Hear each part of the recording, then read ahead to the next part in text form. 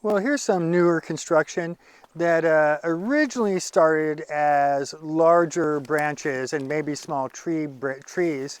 And then they went ahead and got the mud and the smaller plants and kind of mashed it into it to give it more solidness. And you really can't even see a lot of the bigger trees unless you look close.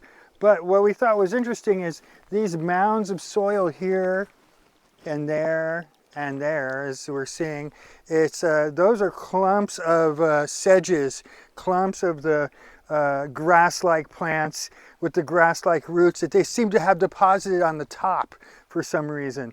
And I think that's interesting because if you look at the older dams that they've been building here, all you see is like a bank of sedges, which you saw in the other video, banks of sedges.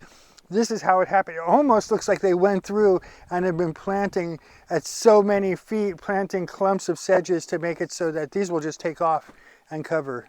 Yeah, it's very intentional behavior. It's amazing. Yeah. They know. Do sedges have really strong root structures? Does it help with reinforcing the water pounding? It holds the soil together. Yeah. And forms mat-like, sod-like mats of soil floating on what used to be a lake, providing structure for the next set of plants. Yeah, absolutely. Which would be these shrubs. The shrub layer is like the next driest part once this becomes established. Okay. And then it would move to trees. Mm-hmm. If nothing was interfering the lake turning into a forest. Yeah.